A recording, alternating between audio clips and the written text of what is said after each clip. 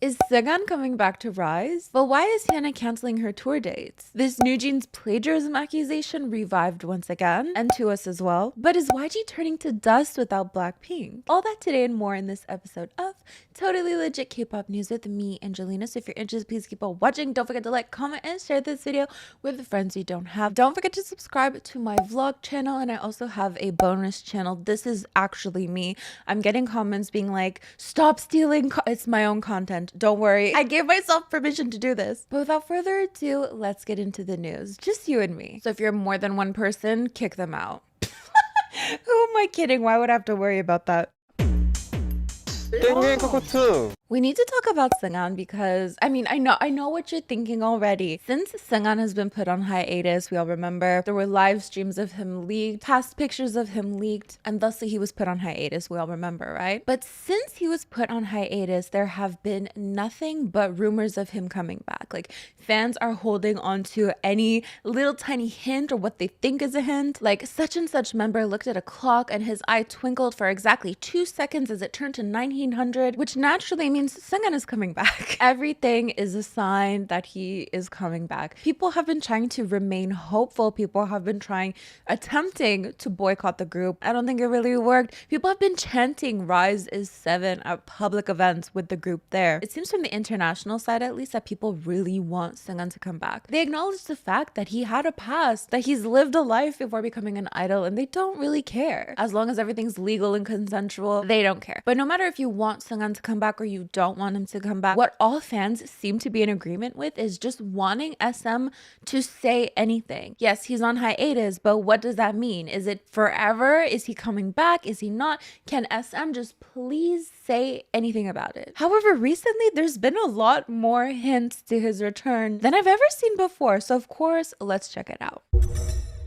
So in a Music Bank preview, they showed a current photo of Riize. However, fans noticed that Seunghan's name was there. So only 6 members pictured, but 7 names mentioned. Now, previous to this, it is believed that he may have visited a subway station to read supportive messages. So here's the picture in question. People think that it's Seunghan, but of course this hasn't been confirmed. And just like supportive messages, we miss you, let's meet again, we want to see you again. So with this picture, people were already kind of thinking like, maybe he's going to come back. But back to the whole Music Bank thing. So Music Bank aired a preview of the performing groups for their world tour to be held in Madrid on October 12th, 2024.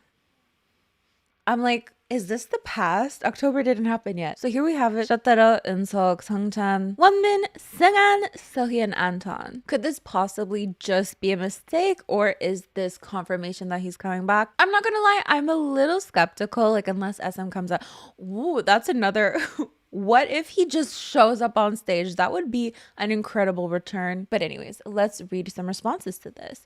OT6 pick, but Seunghan's name mentioned? Music Bank, what you up to? Good morning. This might be it. Praying for this so hard. Seunghan will be back before his birthday. Please. So there's even a number of idols. Wait. KBS Music Bank World Tour, the biggest K-pop show in the world, and it will be landing in Madrid on October 12th. 8 bands in a 3+ hour show that will blow your mind in the state of the art Santiago Bernabeu Stadium. 8 bands and 42 idols. Did anyone calculate if this adds up to Riize having 7 members? So if this does happen to be a mistake, I'm sure SM is really not happy about it because they've been so careful to not make any mention of Seunghan's name, to not even have Riize make any mention of how many members they are in the group. I remember seeing this clip of them doing an interview, and the interviewer was kind of like, oh, you guys are this many members. An employee came from the back and was like, let's not make any mention of the number of members. So if this is a mistake, I'm sure SM was like boiling at this point. But this is not the only thing leading people to believe that he'll be making a comeback. This last one, okay, I mean, I don't know how we feel about this, but controversial ex-trainee Han Seo Hee apparently also claimed that he'd be coming back soon. I mean, has she not been right in the past? Maybe she's onto something. So she posted a story. So they're not technically words or anything, but some people think that it's Hong Seunghan. My first thought was Han Seo Hee because she also has the same first characters in her name. But anyways, apparently this spells out Hong Seunghan is said to be coming back around the end of the year. Gonna sleep now. So Hong Seunghan I can't. I was gonna try, but I can't. But I also thought, like, what if she's announcing her own comeback? Can you imagine? Everyone's like, Seunghan's coming back, only for it to be her.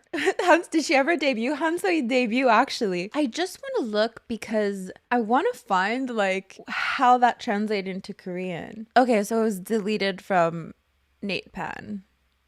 RIP. I wanted to see like how each character related to a word. Anyways.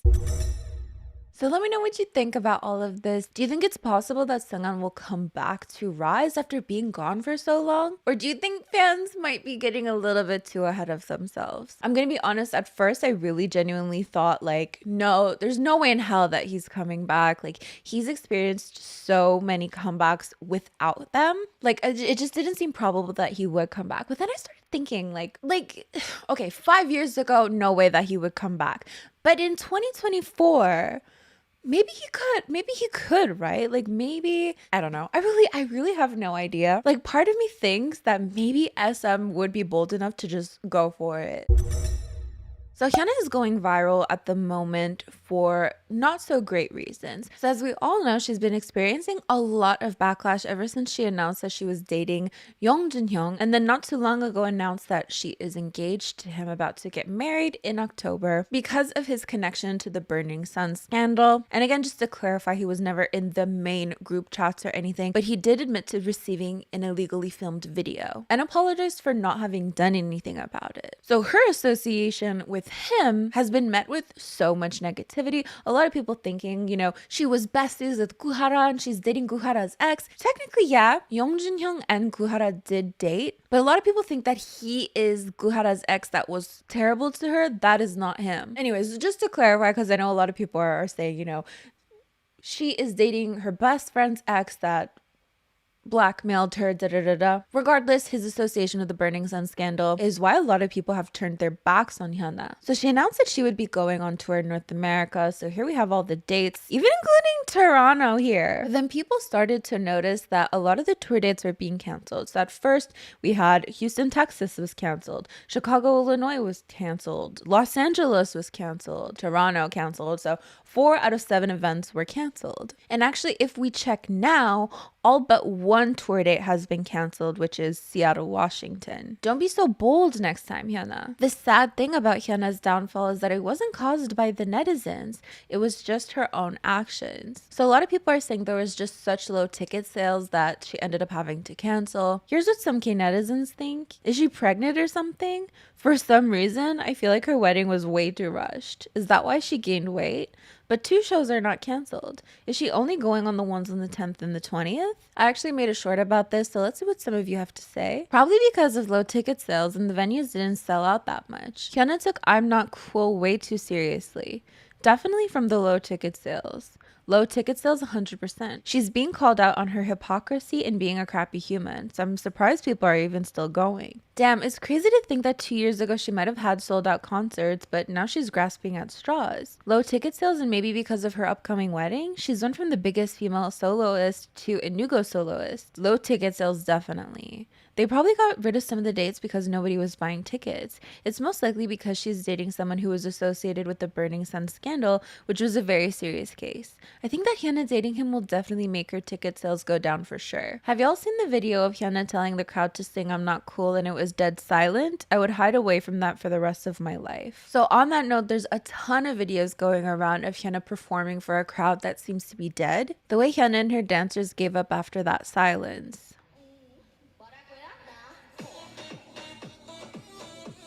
This is a comparison to her singing Bubble Pop in 2022 versus 2024.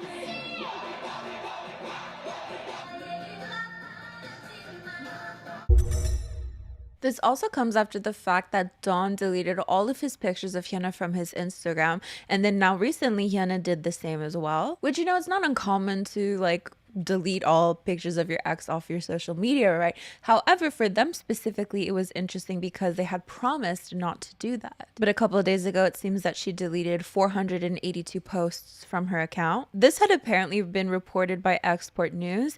Despite it being a year and 6 months since their breakup, Hyuna still has photos of Dawn on her Instagram page. It is known that the couple had promised not to delete their photos from their Instagram. With all that said, I'd love to know what you think. And also, do you think Hyuna would be able to recover from this? Let's say tomorrow she announces that her engagement is off and that she broke up with Young Jin-hyung. Do you think that would help the situation? Do you think that would help shift the current sentiment that people have about her? Let me know your thoughts and theories in the comments.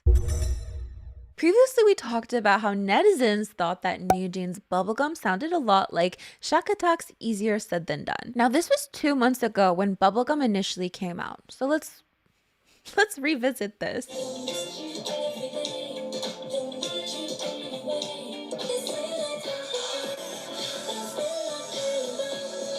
So this plagiarism accusation has been pointed out by this YouTube user, but what do you think of the similarities? So we heard the two songs side by side, but at that point there wasn't an official claim of plagiarism. It was just some YouTuber who said, hey, these seem similar to me. However, it's now been reported that Wise Music Group is claiming plagiarism of the song. Earlier today, a media report revealed that Wise Music Group sent an official letter of claim in mid-June to Adore, its parent company Hybe, the Korean Music Copyright Association, and Sony Music Publishing Hong Kong Limited Korea, among others. According to a domestic law firm representing the British band Shaka Tak, they stated, the song Bubblegum, recorded by NewJeans and currently in use, infringes on copyright by incorporating Easier Said Than Done without permission.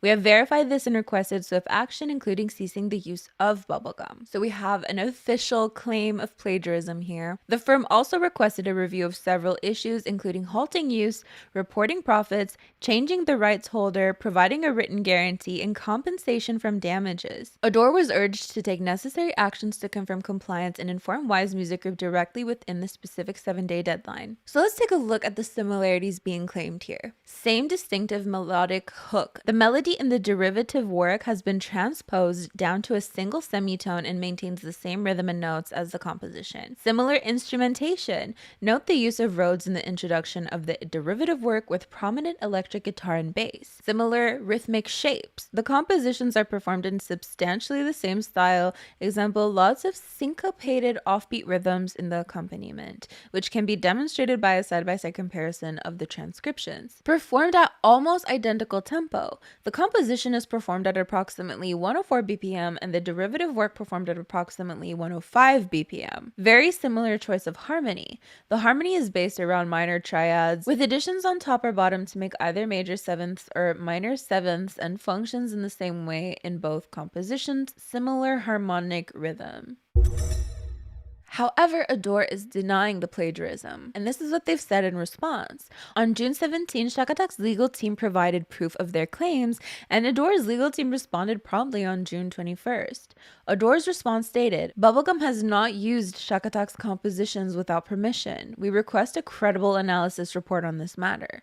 On June 21st, Shaka Tak indicated they would provide the report soon, but it has yet to be received. The party raising the issue is required to submit a report proving plagiarism, and Shaka Tak must respond accordingly. Let's see what some K-netizens think about this. Let's see how NewJeans fans defend the group now, lol. I guess even NewJeans fans felt they were similar. Effing karma, lol, they said it was sampled. That was a whole thing. Their fans silenced us by claiming it was sampling because they felt it was similar too. Their fans are no different than those who think the loudest voice is always right, lol. They are similar, but when I first listened to NewJeans' song, I wondered why the key was so high. Although I feel that had they lowered the song's pitch, it would have become even more similar to the original. So let's refresh our memories once again. This is Easier Said Than Done by Shaka Tak.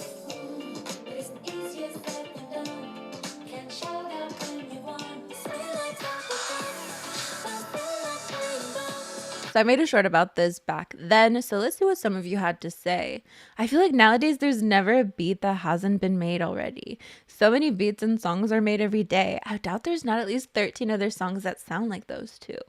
My boyfriend constantly tells me whenever I listen to a K-pop song that it sounds like something he already heard. I mean, you can't deny it sounds similar. Whether you could consider it plagiarism? Probably not. It's basically the same, but bubblegum is an octave higher. People call it sampling if they are stans of such a group, and plagiarism if they're antis, but at the end it is the same thing. It's like saying potato, potato, tomato, tomato. So there was this whole thing back then that people were saying it's sampled, but that it wasn't credited because like there's a way that you can purchase a sample and then not have to credit it. I often hear, like, let's say, I don't know, Kelly Clarkson was talking about this the other day, how she's worked on some songs, but she said, I don't want credit for it. Not that I think like Shaka Tak would be like, no, NewJeans, I don't want credit for this. But hell, I'm not gonna sit here and act like I know everything about music. I don't. Is there actually a way that you can sample a song without crediting it if you purchased it legally, or were people just saying things to say things? Because like I know in theory like you have to credit everything and you have to credit everyone who worked on everything, but again, like that Kelly Clarkson thing, there are sometimes people who work on a song and they're just like, I don't want to be associated with it, or don't give me credit for this, or do you know what I mean? There are ghost vocals on songs and those people aren't credited. Like I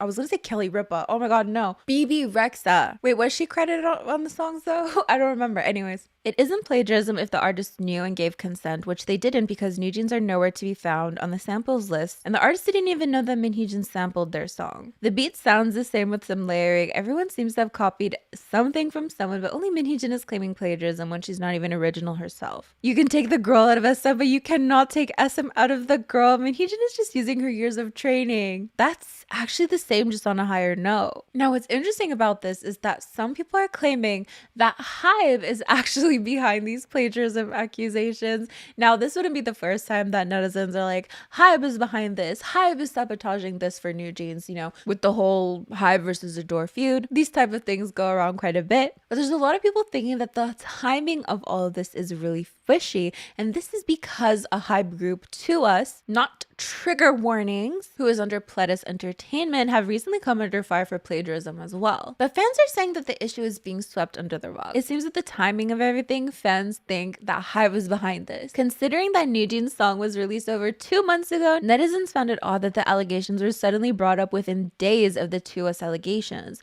Although it is just fan speculations, many believe that Hybe could be behind the sudden appearance of the allegations in an attempt to cover up past controversies and shift the attention amid the two companies feuding. Hybe is really just using NewJeans to cover up their other group's issues, lol. That GD and TOP plagiarism article gets deleted, but NewJeans suddenly have a news about plagiarism, but it was an event that happened from a month ago. But as always, let me know what you think. On that note, let's actually take a little bit of a detour to talk about the 2US plagiarism issue. 2US have released a song called Double Take and a music video for the song, both of which netizens are accusing plagiarism. Many people have found the sound and the concept similar to GD and TOP's 2010 song Knockout. Wasn't that song banned? Does anyone remember that song was banned? I think for the lyrics or something. This is double combo. So let's take a look at these similarities. We know that this is not the members' fault, so we weren't going to make a video, but because it was too similar, I decided to make this video. Do not criticize the artist. If you want to criticize, please do so to the company that made the song.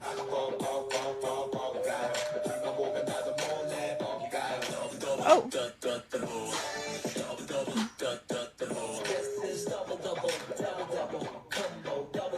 This is making me realize that YG has been doing these white backgrounds for so long. I was like, why are they doing this to my Blackpink?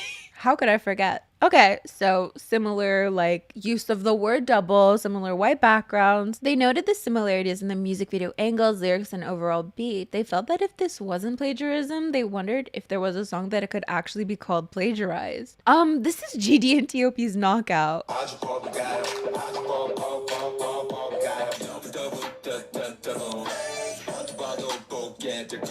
Interesting. Sounds familiar. Looks familiar. Let's read what some K-netizens think. Now, I know it's something like Hybe is now. It sounds like a continuation of the same song. Wow, I thought I heard it somewhere, and it was the Knockout music video. I knew I heard the song from somewhere. I feel bad. They almost did a stage of this song and they're getting criticized for it now. If they want to get more popular, they're going to have to go more viral. It's Hybe again. When are they going to fall? It's really similar though. Are they making us watch it by making it go viral? It sounds good if you don't know Big Bang, but after seeing the original, I wonder why they're doing this. So as we mentioned before, people were saying that like articles of this are being deleted, that Hybe is trying to erase this. However, netizens noticed that the only article posted about the news in the morning has since been deleted. When pressing the article link, netizens were redirected to an error page that read, "We cannot connect to the Naver Entertainment service." It is also revealed that Sports Seunghan, the media outlet that published the news, is said to be the only news site that properly released an article regarding BTS's Hajiki allegations. What's the connection here? But anyways, people think that Hybe is behind this. But is Hybe really that powerful? Other celebrities' malicious rumor articles can't even be deleted. Right? Are news articles that easy to delete? How strong do they have to be to delete media? Shocked. They sometimes go directly to the media outlets. If they come directly, they probably have no choice but to delete it. I guess so. Wasn't there a time when Hybe asked a media outlet to release an article for them? Or no? But Hybe just neglects other idols' malicious articles alone when they're released. Now, YG Entertainment hasn't come out and said, like, you guys plagiarized us. So for now, what do you think of the similarities between the two songs? Let me know in the comments. Let's talk about the future of YG Entertainment. So there was a report that YG made less than $300,000 from April to June, which is a lot of money objectively, but I guess for a company that's pretty low. So a lot of people are saying that Blackpink was really carrying the company because look at what's going on now. With the reveal of YG Entertainment's Q2 second quarter operating profits of 2024, netizens are wondering if the entertainment label is at risk of bankruptcy. So basically from April to June, they made 217,000 USD, so less than 300,000. And the post that went viral was basically Blackpink on hiatus. YG Entertainment only heard 300 million won in operating profit in the second quarter. This has kind of led people to be worried about YG. Like I'm sure YG's fine, but let's continue. So with the departure of Blackpink's members from the label for individual promotions, it seems that YG's biggest source of income was really dependent on the girl group. Now they still have Treasure, Angmyu, Winner, and of course Baby Monster. But a lot of people are saying like surely Baby Monster cost them so much money to debut, hence the low numbers. But it's also just like 1/4 of the year, right? That's how quarters work. The label reportedly still does have a market cap of 600 billion Korean won, so it's unlikely that they're actually at risk of bankruptcy. But still, such a drastic decrease in their revenue so quickly is definitely a shock, and only time will tell if they'll be able to bounce back from the loss of the Blackpink members. So here's what some K netizens think. From the beginning, the current YG was not created by Yan Hyun-seok, but by Teddy and by Big Bang. Honestly, without Blackpink, YG would be an unremarkable company. Yan Hyun-seok ruined everything. Where are Baby Monster and what are they doing? YG will continue like this for a while. Baby Monster is still a rookie group, and Treasure, Angmyu, and Winner are not groups that make a lot of money. I think YG needs to launch a rookie boy group soon. So of course, let me know what you think about that. I personally don't understand finances all that much. Maybe this is actually super normal. But here's a list of things that cost more money than what YG made in this quarter. So it was revealed that 70s Mingyu gave his parents 500 million Korean won. So people are like, that's literally more than what YG made this quarter. The members going crazy over the amount of money Mingyu gave to his parents during Parents' Day. Can I be your mom? Me too, please. Mingyu gave his parents more money as a gift on Parents' Day than profits YG earned in months. LMFAO. And then I saw this tweet. Apparently the jewelry that Rose wore cost more than what YG made. I actually don't know if this is true, but I thought it was funny. In terms of like YG's downfall, I feel like every once in a while this becomes like news in an article or something, like YG is operating at a loss, or I don't even know, and then YG ends up recovering. It just takes one Blackpink comeback and it's fine. So anyways, moving on. Kpop Entertainment have recently denied dating rumors between Shuhua and actor Ko Chen-tong. So these rumors were sparked because Shuhua posted a series of pictures on Instagram very innocently, but the caption wrote, "Hey, I love you," which are lyrics from the group's recent song Klaxon. "Hey, I love you. I want to do interview." But this guy commented 3 emojis on the post, and apparently people thought they were dating. It also seems that she attended his birthday party when she was in Taiwan last June. So just snowball effect essentially. So the comment did end up getting deleted, and Q Entertainment had to come out and say a statement. The dating rumors between Shuhua and Ko Chen-tong are groundless. and that was it. But apparently he said more about the situation. After deleting the comment, he posted a story on his Instagram with the caption, "So many XX. What does that mean?" And then on July 17th, he attended an event and said, "I just happened to pass by and left a comment. If it caused trouble for anyone or her, I'm really sorry." So I actually made a short about this, so let's see what some of you have to say. Either this is the ultimate dating or the ultimate prank. There is no in between. Cube is having PTSD to Hyuna's dating scandal with Dawn.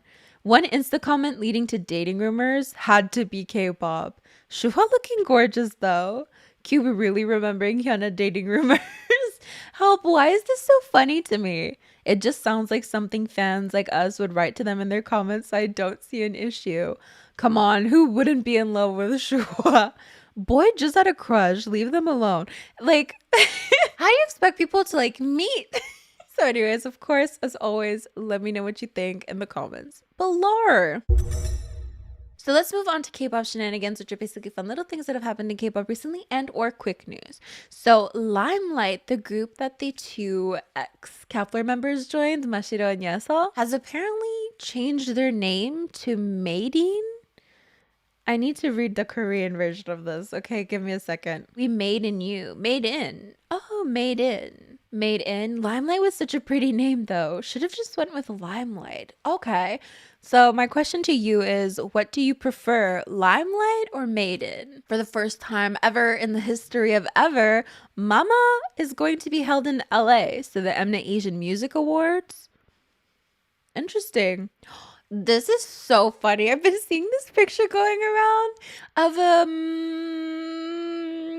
a video of a certain nature. And in the background of the video of a certain nature, we're going to have to get my modesty Kevins out here. In the background of this video of a certain nature, there are Espa light sticks. Interesting. Kara are going to release a song featuring Kuhara's voice. So they're set to release a song called I Do featuring 5 members. So here's how it's going to work. It's not AI. Hello was previously intended to be released in 2013 on Kara's Full Bloom album. Kuhara recorded a solo version of the track in Japanese for her Midnight Queen single in 2019. Hada's voice was added to this version of the song in Korean through recordings previously taken. And then this girl has been going viral because she looks like Lisa. And I wanted to ask you, do you think she looks like Lisa? And then we have Fromus 9 who announced a comeback with Supersonic coming soon. Okay, so I'm gonna see if we have a K-pop song of the day. Yes, okay. I believe I've talked about this song before. It was recommended to me by the lovely Jackie. Thank you so much.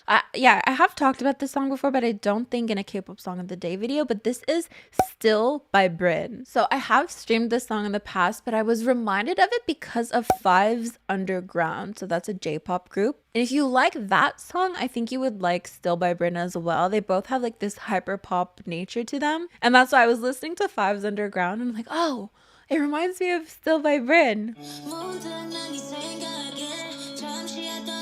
It starts off like quote unquote normal, if that makes sense. But I promise it gets hyper poppy. So if this seems like something you'd be into, definitely go check it out. That's our K-pop song of the day, Still by Bryn, which reminds me of Underground by Five, which I think is more overall hyper poppy. Anyways, that's basically it for our video today. Thank you so much for joining me. Don't forget to like, comment, and share this video with friends you don't have. These are the lovely individuals who help support my channel on a monthly basis. It means the world to me. Thank you so much. As for me, I'm gonna get going, so I'll see you guys next time. Bye!